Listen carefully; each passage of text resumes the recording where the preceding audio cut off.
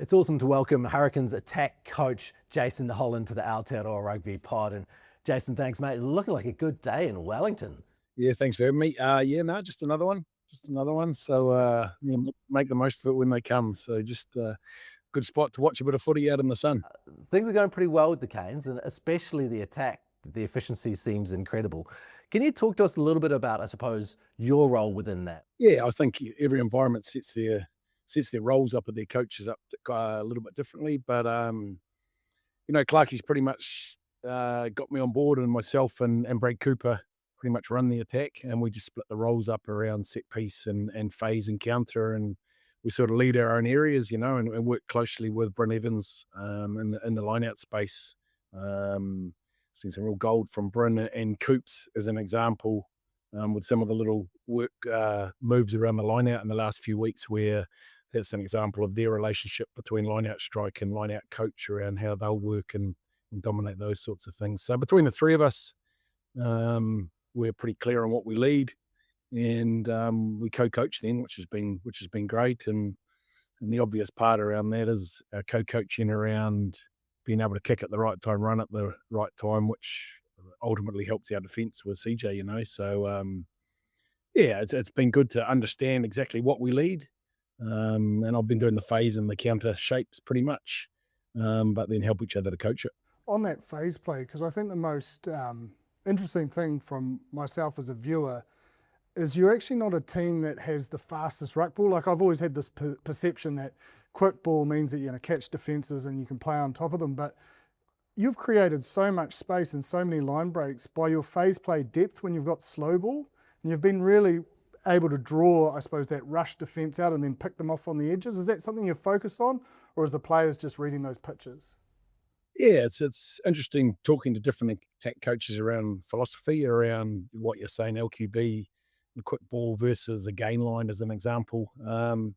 It's no secret that we value gain line, especially when we come off edges, make teams fold to make them make decisions pretty much. So, I think we've got some pretty simple systems in place which allow the boys to just make good decisions, and as to whether they're going to carry or whether we're going to go to space. So, as far as simplifying it, that's pretty much what we try to do, and understand that we can attack anywhere on the field at any time, with a simple setup. So does each ball carrier make their decision about whether they're hitting gain line or trying to get down and get the ball back quickly? You're encouraging the players, once they understand the structure, to make good decisions. But there's a bit of trust, I think, in this group. The boys have played together a lot of times. We've got a good group of guys who are making good decisions and talking really well on the field. Like, Rubes and Geordie and Billy Proctor as an example at 10, 12, 13, who all really understand how we want to play, who talk really well and allow our forwards just to go to work, really. And with the trust, if we want to pull a pass out the back or tip a pass, then if they hear something, they'll do it, which is a good place to be, and sort of where you want rugby to be fun, I suppose. I've sort of looked at your first forward pod, and hitting that B player or the middle player.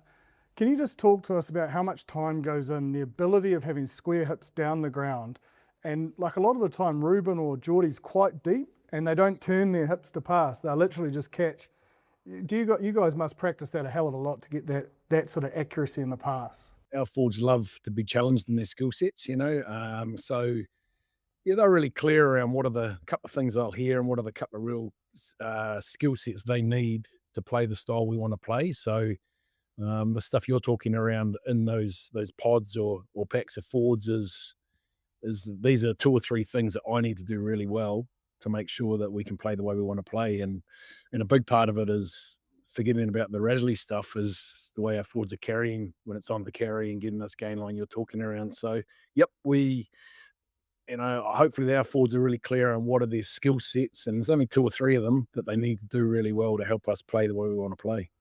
Because I think that's probably the most impressive thing. Like, it looks like it's the basics just done really well. And I know that sounds simple, but it's so much harder than you guys are making it look. And I think that shows even when the forwards make a dent or get in behind, their ability to make that decision of an offload or not. And previously we've probably seen Hurricanes sides really push those 50-50s, but they're really by the looks of it, looking to just dominate the collision, and then what happens. Yeah, I really like the way we set it up, and probably through Clarkie early on in the pre-season, playing a lot of, as you would have known through pre-season games, playing a lot of those sorts of keep the ball alive games, which, helps guys to understand the decision around whether to offload, when to give, what a good offload looks like, what a good support line looks like. So that was a massive part of the pre-season. And then when you get your simple structures in place, then hopefully that flows into your game, So I feel like the other thing I think that helps that is I feel like the boys are excited about playing fast. So any opportunity they get to play fast, we're going to do it. And I know opposition teams know that with us, that we're going to play fast. And that will encourage the KBA. But I think the bit where hopefully we become hard to defend against is we play fast, but we also play with control.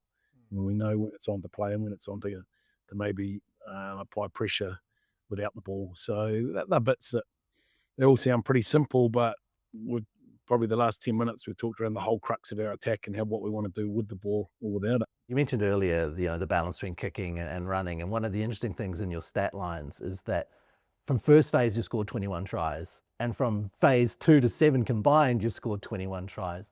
So it seems like it's all about creating unstructured elements. Is that right?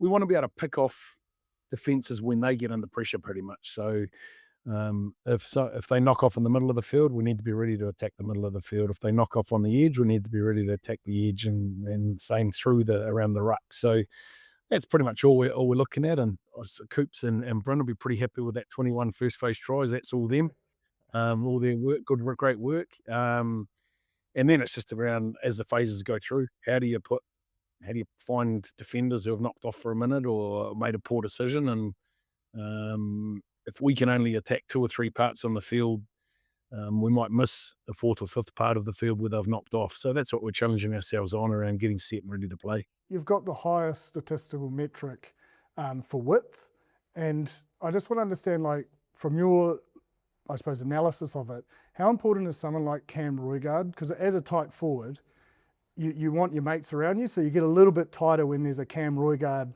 that has that ability to snipe. How big a role does, I know I'm not trying to probably make the whole attack about him, but that threat does create that option to go wide? No, 100%. Cam's obviously in great nick, playing some great footy, but I just keep coming back to core skill with nines, and especially with Cam. We talk around the attack, and we have quite good time on the ball, because Cam is nailing his pass and length to pass, and our forwards that you're talking around have a little bit of time on the ball to execute and see what's in front of them, which then gives you a little bit of time a bit further out to throw to the edge. So I'm continually on our nines. All 3 of our nines are in good form, and I'm on them around their pass and their kick. The little stuff that Cam does around the ruck and down short sides, for me, there's a little bit of instinct there. But I don't reckon that comes without Cam nailing his pass and his kick. So that's where we're at with him. And that length of pass and that speed of pass is massive for our nines. The other thing it seems is, when you look at your squad depth, there's a lot of talent physically, but it seems like you've got great depth in rugby IQ, no matter who you bring on, whether it's Morby or Harkin or whoever it might be. Has that been a key focus as the team has built its squad, that the players have to be coachable and smart and be able to follow that system? Yeah, it's beautiful. We've noticed we've got a lot of guys who have been played together for a while, getting to their late 20s, mid to late 20s. There's an awesome group of them that really understand the game. And I think we've really just sharpened up, understanding exactly how the Hurricanes play, and they really understand that really well. So as you say, you mentioned Morbs, you mentioned Harks, and I mentioned the 10, 12, 13. We have their ability to trust each other in some of those decisions and understanding is massive. But every Monday we review, not necessarily the tries we've scored or the width we've created or something. We review our decisions around when we play and when we don't, and why we played and why we didn't. And that's been a big part that we all just keep learning off each other, I suppose, and I'll throw some questions at the boys and they'll throw some challenges back at me, and I reckon we're learning pretty well there.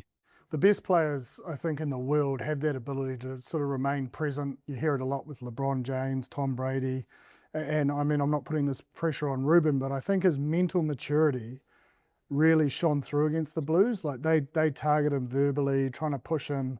And what I loved about it is he just looked like he was like, next job. He was like, yeah, I've had enough of this. Like, I've got to kick a goal. You know, I'm back. I don't know. Like, it just looked a young man that's now ready to make that next step. Yeah, 100%. And it comes with time, and it comes with, you talked around next job, and I think that's awesome with Rubes, is just knowing what the team needs from him next up, because obviously if Zahn was able to rattle Rubes there on Saturday night, he probably would have gone missing for his forwards in his 9 for 5 or 6 minutes. But the ability to really understand, right, what's the next thing for the boys. And I think Rubes is really growing in the fact that he understands how he doesn't have to be the guy that does something special, how he can just do the simple things to make things easier on guys around him. It's a bit like Cam running, you know, they do their job and they control the game, but then instinctively they'll have that crack and see that space when they have it. So he's not looking for that as a first option. That'll come naturally, I reckon, with Rubes. When you think about it, it's making him shine brighter, you know, in terms of his ability to put others in space. That's just learning, eh? That's learning. You want to create sometimes as a young fella, you want to create an impression and you think that I've got to do something special to do that. Yeah. And a lot of the time, especially in those game driver spots, if you make life really easy on guys around you, then that's a massive asset to who you are. And as I say that, one guy that is massive in that space, and I'd say Rubes is learnt off, is Billy, right? Geordie the same, but Billy Proctor does so much that makes life on people around him so easy. And that's, I think, they're learning off each other. Geordie's got all his awesome attributes as well, and they're learning and talking to each other about that. So, yeah, early days, but it's encouraging. And I suppose it's a message to a lot of young players out there, is not being in a hurry to Super Rugby. Like, actually having a good batch of games at NPC allows you to, when you get your opportunity like a Harkin, you can take it, because he's had that experience at NPC over a number of years. And then with Brett Cameron's injury, more game time comes, but he was ready to step into that saddle. Harks is a great example, because when I was coaching the Canes however many years ago, he came in as a 19-year-old. Yeah. And Harks will be the first one to talk to you around this, because where he's got to now is brilliant. I'm so happy for him. He felt like he was ready when he was 19. He played a preseason game for us in Levin, I remember, and did his ankle, but he had that mindset a little bit like what I talked to him before, is that he needed to make something happen every time. Yeah. And he sort of, you know, he didn't go backwards, but he didn't get the opportunities, and then he gradually got them back through Wellington and the Lions, and those experiences, him sitting behind people, watching people, how they operate, you know, those things, you know, like BC, and that has been great for Rubes and for Harks, around just watching how BC operated for a couple of years with Geordie. So I 100% agree with you. I feel like guys underestimate. I think they're pushed. They feel like they have to play. When you're in an environment and you don't get to play, mate, you make massive inroads as a 21, 22, 23-year-old, especially in those game drivers places. So I totally agree with that, and it's something I always have in my mind around development and the young fellas, and who can they learn off, because as coaches we do a lot, but some of the real gold comes from the guys who are 6 or 7 years older that might have played 80 super games or 20 games for the All Blacks, and what they can learn off those guys, massive. Totally agree. Is that because coming out of secondary school, attacking structures are more sophisticated than defensive structures, and so they're used to being able to have a crack at everything? Maybe there's always that thing, isn't there, that you know, when you're the superstar in school, you do everything. You know, you kick the goals and you put the ball onto the scrum and you do everything, don't you? And I think it's just maturity. That's never going to change. It's just maturity around understanding what it takes to win footy as the opposition gets better. And you play NPC, and then you play Mitre 10, and then you play Super, and you gradually understand what it takes and how you need people around you. So that's coaching, that's academies, that's guys really being clear and helping guys to understand that when they come out of school. On the flip side of that, when we see All Blacks come back into Super Rugby and Super Rugby players go down to NPC, we often see what they've learned and how well they take those things that they've learned into that environment. For you, coming from coaching in test footy, what have you brought back from your time in test footy now to working in a Super Rugby environment, and how have you improved what you do? Yeah, it's a good question because the irony is it's taught me to make sure I stay really simple and stay really clear around who I am and what I believe. Um, sometimes when you go into that environment, I can just imagine a player coming into the ABs or out of a Mitre 10 into Super, it's a little bit like, shit, I've got to live up to the way we want to play here, or how other people want to do things. It's like, be really clear around what are the simple things that you believe as a coach, that how you want to coach and how you're going to get some job satisfaction. I get a real buzz out of helping the boys to work at something and then be better at it. That's as individuals and as a group. And then be really clear in how I want to play, how I want to coach, and how I'm going to sit in the change rooms and have a beer at the end of the day and go, shit, that was exactly what we tried to do, and that was fun to watch and fun to play. So I suppose it's just being really clear around who you are and how you're going to coach and what you believe, and then fitting that into whatever team you're in is sort of what I've picked up. And it's another level. There's no doubt about it. It's another level around pressure and time and space from an attack coach point of view. And the detail and the simplicity you can give the players is even more than maybe a young fella, I reckon. You give the ABs the caliber of player that's in there, the simplicity and a real clear intent of how you're going to play. They've got the skill set to do it. So get simpler as you get further up the level, I reckon, as far as how simple you need to be to let the boys play. If we look on that note towards this week's game, the Chiefs, I mean, there was a lot of hype obviously around the Blues game, 1 versus 2, best attack versus best defence. But it almost gets the sense the Chiefs are happy with that little going under the radar. They've made 4 finals. They haven't got across the line. How have you guys built into this week?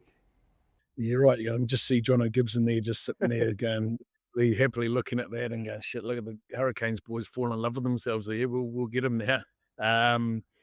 We're really aware of that. We're really aware that our review after the Blues game was probably more where we can be better than what we did well, because that was the reality of it, we believe. Mate, we got beaten by 30-0 or something in pre-season, and I know it was pre-season by the Chiefs, but there's some real good lessons in that game. We're really clear around where we'll have to be good to beat the Chiefs. So our absolute quality side with a pack that will want to be physical. And then the D-Max of this world pulling strings and looking for the magic. So, we're under no illusion around this weekend around what we need to do, and this will be a big challenge. But where do you think they excel when they win? Like, what are the things that they do better than anybody else?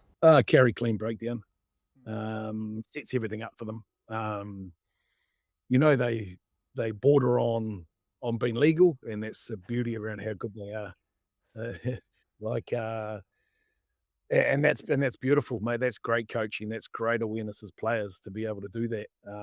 And I just think that we need to be able to meet those challenges so that their backs, who they've got a great back line, don't have the time and space. And they'll be thinking, there's no doubt about it. Most teams think these days that, I told you quite openly that we want to play fast. The Chiefs, no doubt, be how we're going to slow them down. And that will come around breakdown, double shoulders and tackles. There's no secrets there. Does playing fast sometimes look at, like, they're obviously the most efficient line out attack and defence, playing fast in terms of those quick throw opportunities? Yeah, that's part of it. I suppose it's not just playing fast, it's thinking fast. Yeah. So maybe thinking fast might mean, is it on the go? No, it's not. Let's go back to our, we've got a great line out and a great forward pack. So when I say, I probably shouldn't say playing fast. It's a combination of we're fast, whether we're thinking fast or playing fast. So yes, we'll look for any opportunity where a team knocks off, but there's more than one way we can play at the moment with the pack we've got. 100%. Okay, looking forward a little bit, obviously, it's a little while before you go into your new role at the Blues as the head coach. I suppose, firstly, the idea of assistant coaching, as you said before, where maybe you're more hands-on and you're really helping the guys on the ground. Will you be able to do that as a head coach as well when you step into the Blues? Is that an easy thing to set up the way that you want to set it up so you can still do the thing you're passionate about? Yeah, 100%. That was a big part of the considerations around the job, around me having the ability to have a portfolio on the grass. And we'll put some good structures in place to make sure that I continue to do that. And we'll just have to make sure that other people are maybe taking care of a couple of little bits that maybe some people who don't have a portfolio as head coach do. So yes, I'll be continuing to have a good part in the attack on the Blues and actually own stuff and have to do my work on opposition and prepare like I do now as a head coach of the Blues. And man, it's exciting. When do you shift your mind to that?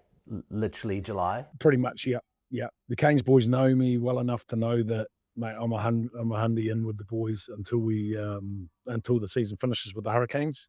The reality is you still got to have, little bits and pieces going on around getting organised, but as much of that as possible is being put off, and the Blues have been awesome in that space as far as much of that will be switch over in July with my mindset. So I think the Blues respect the fact that I'm so passionate about the Canes and want to make sure that I do everything I can there first. But then I'll switch my mind over and she'll be 100 in the Blues. So it's an awesome opportunity up there. There's some great people up there that understand that piece around the Hurricanes and then transfer at the end of the season. Come July, mate, I'll be right behind you. Great to have you up here. I do want to ask though, like, it is a similar point to how you built this Canes squad. Do you know what I mean? In terms of that maturity, like there's a lot of transition of older players out now, and I mean that must excite you that like it'll be your baby to build. It's not like you're inheriting, I suppose, a squad that you didn't. Well, I mean you'll inherit some players, but I think you get what I mean. Yeah, I do. I think so. We're talking around the age of a lot of the Blues players, mate. There's some exciting Blues players in that group. I mean, I saw that again when I was reviewing our game from the weekend. Some of those young boys have got massive potential, so that's exciting. I'm a big believer in you need the balance. You need those experienced guys, as many as you can, to help bring those young guys through, because as coaches, it's gold to have the older guys helping you bring young fellas through.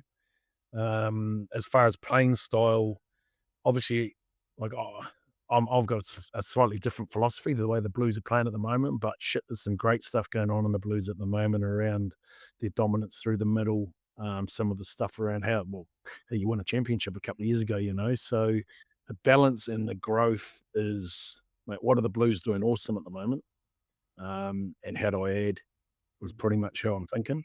And so she's not a go in and with a clean slate and start it new, definitely not. It's more, mate, let's build on all the great things that you've got and see where I can add some value.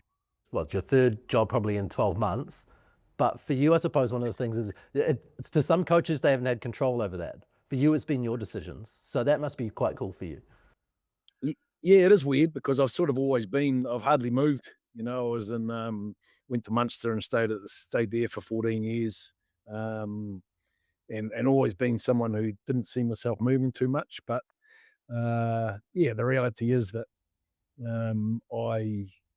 my job satisfaction is really important to me. I suppose as you get older, you think a little bit about that and you go, oh, well, I'm not just going to soldier on without being where you really feel you can have impact. And I've enjoyed the impact I've been able to help in the Canes and help the boys in the Canes and the coaching staff. And I see real ability to get job satisfaction again, and that I feel like I can help players and staff at the Blues with a good group of people. So, yeah, I suppose you get a little bit philosophical, don't you, as you get a bit older and you think, I got to want to get up and get to work every day, and I want to be pumped around what we achieve and then celebrate that. So it's probably got as simple as that for me.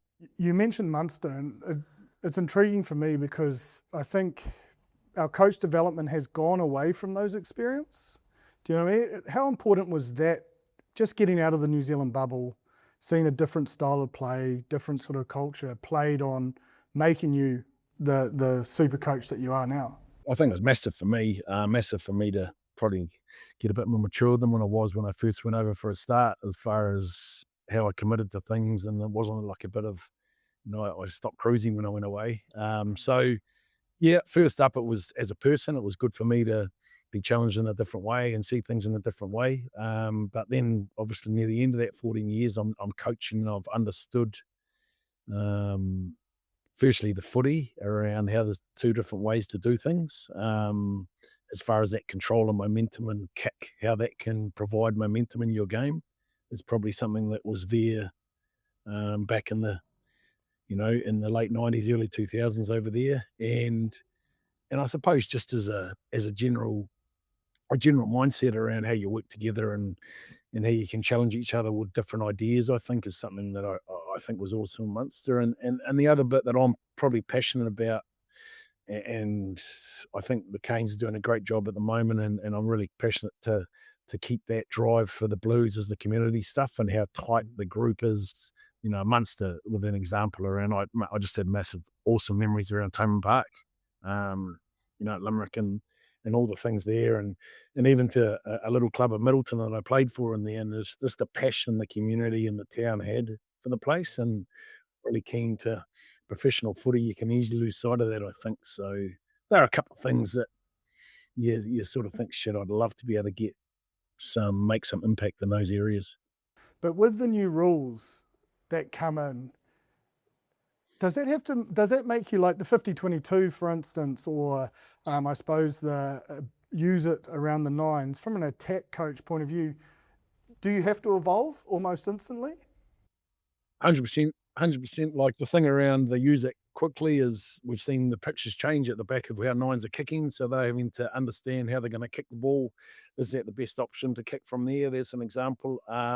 You do have to evolve because you can whinge or you can evolve, I suppose, because it's things we always battle around where we think it's a good rule, with the obvious one being the contest in the air now, meaning that it's more, well, you go to more of them because you're winning more back, so you're kicking more. So people talk around the box kick, hey, it's a great weapon because it's a 50-50 contest. So, yeah, and in general, I reckon this side of the world, we're good, mate, around trying to make the game better. I'm with that. You just got to keep making sure that it definitely is making the game better. Like, I still wonder a little bit around the scrum rule. I don't know that we need that around the nines being able to tap it where they are. Like, it's impossible to defend that. But hey, if that's gone too far that way, and maybe it has in my book, but mate, we'll keep taking it. But there's little things that overall, I just love our mindset towards it on this side of the world. I think we're a bit more open than the other side of the world around the new rules. And mate, you want the challenges to say, okay, well, here's a new rule. How can I make the most of it? And that's what you sort of got to thrive on, I suppose. When you look at the game and the way it's played now, I know when we watch television, we often see the possession and the territory stats and those more traditional stats. What are the stats which, you look at more intently as an attack coach? What should people actually be looking for instead of necessarily what has always been looked for when they're watching a footy game to make sure that the attack is working right? Yeah, I've never been one. I've always liked to back my eye and have the stats back me up from what I see from watching a lot of footy. Yeah, as I say, I watch a lot of footy, and I like the stats to back me up. But I suppose the key things as far as a weekly preparation for me are, I just want to be really clear on how we're going to get our ball. So, example, how's the opposition team going to kick? What will their kick chase look like, depending on whether they're kicking from 9, from 10? What is their kicking strategy, which is a big part of what I will look at.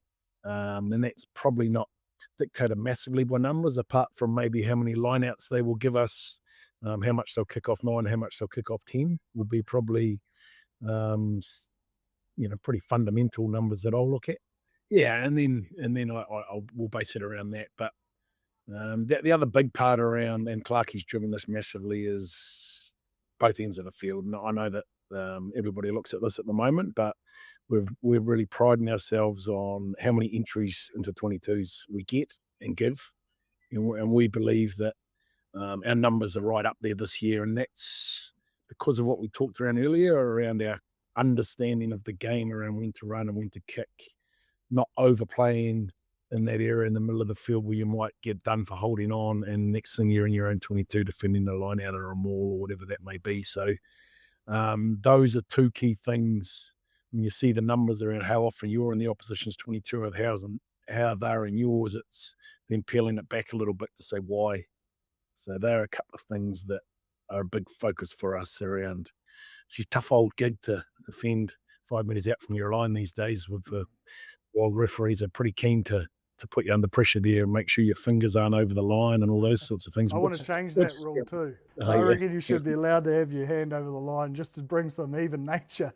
Mind you, as an attack coach, you probably would tell me to shut up. That pick and go stuff, I don't really know what's going on there, but it's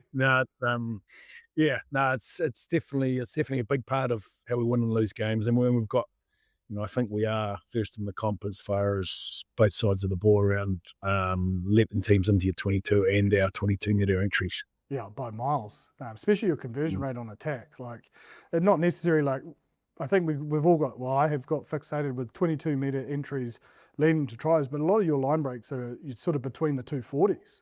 And then it's that ability to, I suppose, transition into points, which you're doing well. And when you look at your coaching group, because I think they're probably of the same mindset, but you must be excited about, you would have coached Corey Jane, you would have come up against Jamie McIntosh.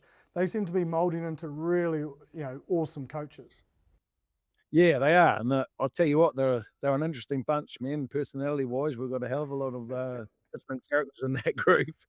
There's never a dull moment. And that's beautiful, isn't it? It's having fun and being able to challenge each other and get quite testy with each other around our game, and then still have the fun around it.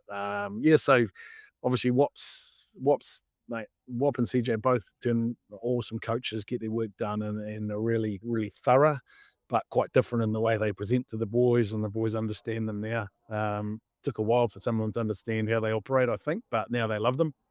And Bryn and Coots are their own people too, and again, different personalities. So,